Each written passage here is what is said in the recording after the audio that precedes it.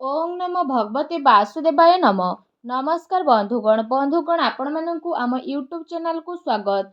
आजिर video आम आपको कहवाक जाऊँ 1 तारिख और 2 तारिख दिन आपणकर किपरि कटिब कि ए 2 दिन आपणकर किपरि कटिब केउ प्रकार रे 2 दिन को आपण प्लानिंग करिवे केउ सब जिनिस रे आपणको फायदा हेबो केउ सब जिनिस रे आपणको सावधानता अवलंबन करबाकू पड़िबो आपणकर लव लाइफ किपरि रहिबो कैरियर किपरि रहिबो बिजनेस आ व्यापार किपरि रहिबो ता सहित स्वास्थ्य रो महत्वपूर्ण इन्फॉर्मेशन मध्य आमे आपण मानकू वीडियो रे कहबू।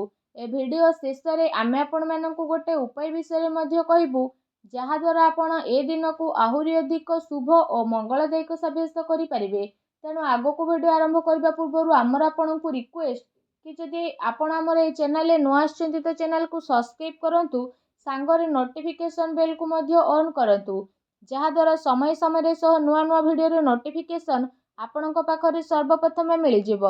आसंतु जानिबा किपरि रहिबो आपणक पई 1 और 2 तारिखर दिन। सबुठारु प्रथमे जदि कहिबा ए 2 दिन रे कोन आपणक पई विशेष भाव में पॉजिटिव रहिबा पई जाउछि जदि आमे विशेष भाव में आपणकू कहबू तो फ्रेंड्स ए दिन रे घर परिवार रे आपण कोनोसी शुभ कार्य संपन्न हेबार विशेष भाव में जोग बनुछि। परिवार उत्साहर माहौल आपणकू देखिबाकू मिलिबो। संतान पक्ष को नहीं ए दिन रे आपणकर चिंता मध्य बढ़ी जिवो तथा आपणकू कोनोसी भी प्रकार कोनोसी सहयोग प्राप्त हेबार विशेष जोग बनुछि। ता सहित भावी चिंती आपण आपणक रणनीति आड़क आगक बढ़े जहाद्वारा घर परिवार रे आपणक स्थिति बढ़िबो।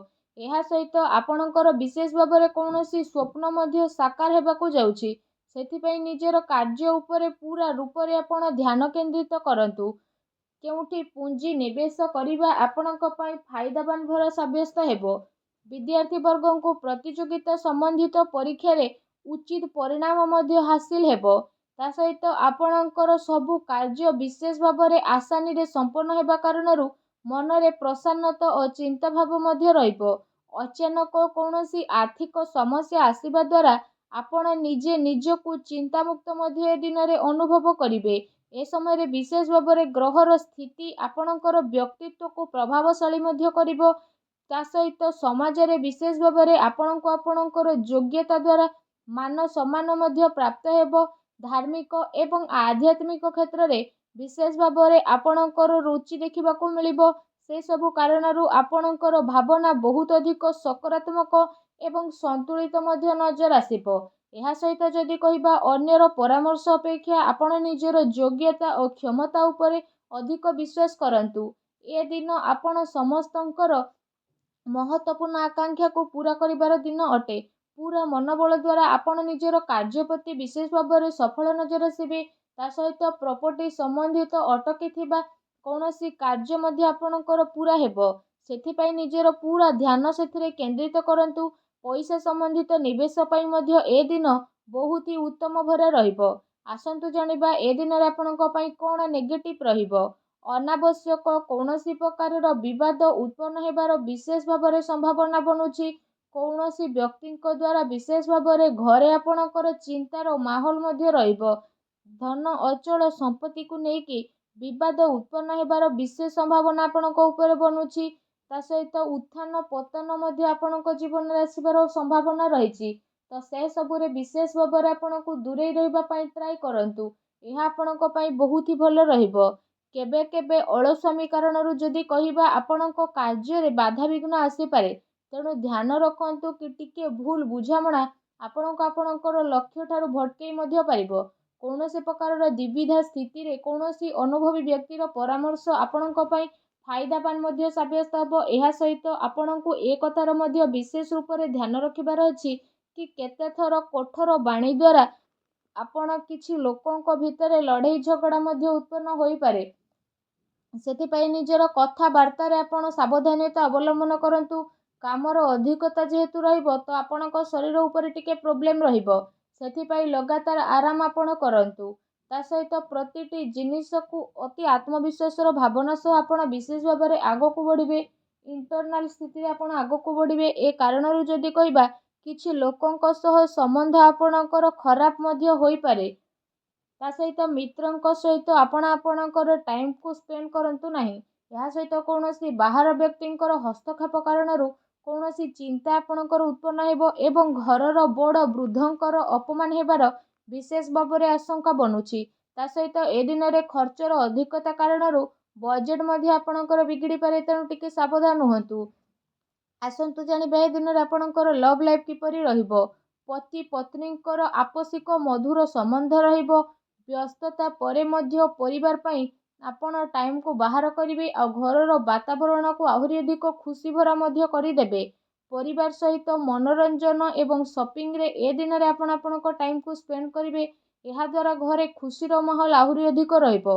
ତା ସହିତ ଅବିବାହିତ ଲୋକଙ୍କ ପାଇଁ ଏ ଦିନରେ କୌଣସି ଭଲ ସମ୍ପର୍କ ମଧ୍ୟ ଆସିପାରେ, ଯାହାଦ୍ୱାରା ତାଙ୍କ ମନ ବହୁତ ପ୍ରସନ୍ନ ମଧ୍ୟ ରହିବ। ଆସନ୍ତୁ ଜାଣିବା ଏ ଦିନରେ ଆପଣଙ୍କର ବ୍ୟବସାୟ କ୍ୟାରିୟର କିପରି ରହିବ। ପୂର୍ବ କିଛି ଦିନରୁ ଯଦି କହିବା ଯେଉଁ ବିଜନେସରେ ଆପଣଙ୍କର ଭଲ ବାତଚିତ ଚାଲି ଆସୁଥିଲା, ତ ଏବେ ସେସବୁର ବହୁତ ଭଲ ପରିଣାମ ସାମ୍ନାକୁ ମଧ୍ୟ ଆସିବାକୁ ଯାଉଛି।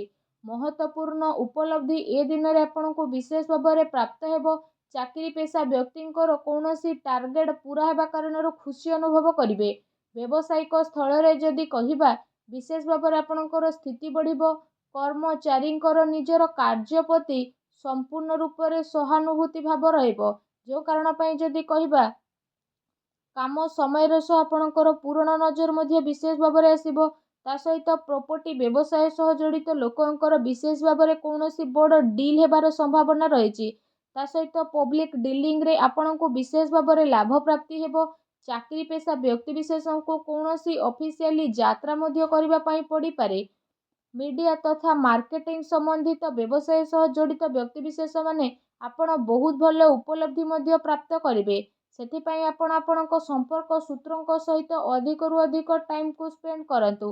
ତା ସହିତ ଏ ଦିନ ଆପଣଙ୍କୁ କାର୍ଯ୍ୟ କ୍ଷେତ୍ରରେ ପରିଶ୍ରମର ଅନୁରୂପ ଉଚିତ ପରିଣାମ ମଧ୍ୟ ହାସିଲ ହେବ, ଯେଉଁ କାରଣ ପାଇଁ ଆପଣଙ୍କ ମନ ବହୁତ ହି ପ୍ରସନ୍ନ ରହିବ। ଆସନ୍ତୁ ଜାଣିବା ଏ ଦିନରେ ଆପଣଙ୍କର ସ୍ୱାସ୍ଥ୍ୟ କିପରି ରହିବ। ଯଦି କହିବା ଏ ଦିନରେ ଆପଣଙ୍କୁ କୌଣସି ବି ସମୟରେ ଥକାପଣ ବା କମଜୋରି ମଧ୍ୟ ଅନୁଭବ ହୋଇପାରେ। ସେଥିପାଇଁ ଆପଣ ଆପଣଙ୍କର ଖାଦ୍ୟପାନ ଉପରେ ବିଶେଷ ରୂପରେ ଧ୍ୟାନ ଦିଅନ୍ତୁ। ଏହା ସହିତ ଆପଣ ବିଶେଷ ଭାବରେ ଆୟୁର୍ବେଦିକ ଜିନିଷର ଅଧିକରୁ ଅଧିକ ସେବନ କରନ୍ତୁ। ଏହା ଆପଣଙ୍କ ପାଇଁ ବହୁତ ଭଲ ରହିବ। ତା ସହିତ ନିଜ ସ୍ୱାସ୍ଥ୍ୟକୁ ଆହୁରି ଅଧିକ ଭଲ ରଖିବା ପାଇଁ ଆପଣ ପ୍ରତ୍ୟେକ ଦିନ ଯୋଗ କରନ୍ତୁ, ବ୍ୟାୟାମ କରନ୍ତୁ ଏବଂ ସୁସ୍ଥ ରୁହନ୍ତୁ। ଆସନ୍ତୁ ଜାଣିବା ଏ ଦିନରେ ଆପଣଙ୍କ ପାଇଁ କ'ଣ ବିଶେଷ ଉପାୟ ରହିଛି। ଏ ଦିନରେ ଆପଣ ବିଶେଷ ଭାବରେ ସ୍ନାନ ଆଦି କରିସାରିବା ପରେ ଭଗବାନ ଶ୍ରୀହରି ବିଷ୍ଣୁଙ୍କୁ ପୂଜା କରନ୍ତୁ। ହଳଦିଆ ରଙ୍ଗର ଫୁଲ ଅର୍ପଣ କରନ୍ତୁ ଏବଂ ଏହା ସାଙ୍ଗରେ ଭଗବାନ ଶ୍ରୀହରି ବିଷ୍ଣୁଙ୍କର ମନ୍ତ୍ର ଓଂ ନମୋ ଭଗବତେ ବାସୁଦେବାୟ ନମଃ, ଏ ମନ୍ତ୍ରର ମଧ୍ୟ ଜପ ଆପଣ 108 ଥର ଜପ କରନ୍ତୁ। ତା ସହିତ ଧାର୍ମିକ ପୁସ୍ତକର ମଧ୍ୟ ଆପଣ ଧ୍ୟାନ କରନ୍ତୁ। ଏପରି କରିବା ଦ୍ୱାରା ଭଗବାନ ଶ୍ରୀହରି ବିଷ୍ଣୁ ବହୁତ ଶୀଘ୍ର ପ୍ରସନ୍ନ ହେବେ ଏବଂ ଆପଣଙ୍କର ସବୁ କଷ୍ଟରୁ ଆପଣଙ୍କୁ ମୁକ୍ତି ପ୍ରଦାନ କରିବେ। ଆଶା କରୁଛି ଭିଡ଼ିଓଟି ଆପଣଙ୍କୁ ଭଲ ଲାଗିଥିବ। ଭିଡ଼ିଓଟି ଭଲ ଲାଗିଥିଲେ ଭିଡ଼ିଓଟିକୁ ଲାଇକ୍ କରନ୍ତୁ। ଚ୍ୟାନେଲରେ ନୂଆ ଆସିଥିଲେ ଚ୍ୟାନେଲକୁ ସବସ୍କ୍ରାଇବ୍ କରନ୍ତୁ। ଧନ୍ୟବାଦ।